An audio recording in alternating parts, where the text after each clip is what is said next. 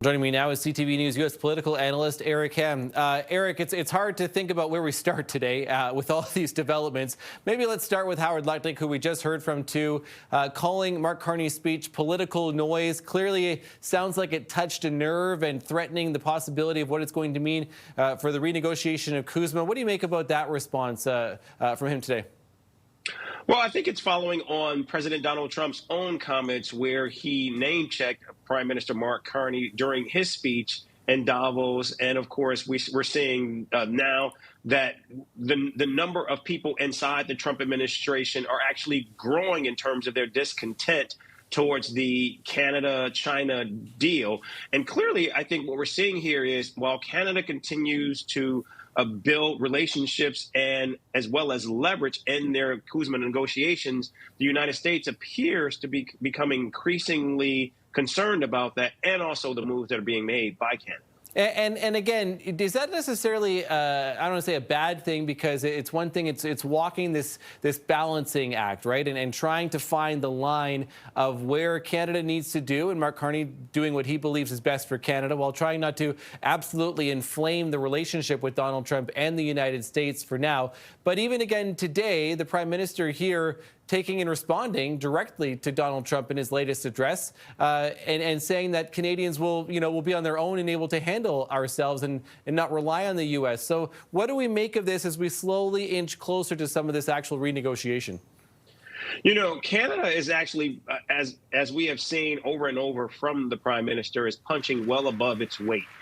It is now actually, I think, leading the rest of the world in this shift away from the United States. And Canada is doing that by action with bilateral resets with Doha, the deal with China, and other continued activities that we're seeing. The Prime Minister's speech in Davos making clear that it is time for Europe, for the West, for democratic partners to begin to reset. And while President Trump has already begun this process of reshaping and upending the global world order, it is Prime Minister Carney who is actually delivering and ensuring that Canada will not be wholly dependent on a United States that simply continues to be an unreliable partner. And where do you believe, though, it finally gets to the point where Donald Trump says that he's done, that they're just going to walk away from CUSMA? He's threatened it before, I think mostly as a negotiating tactic. But is it going to take a couple more trade deals like this? Is there going to need to be back and forth again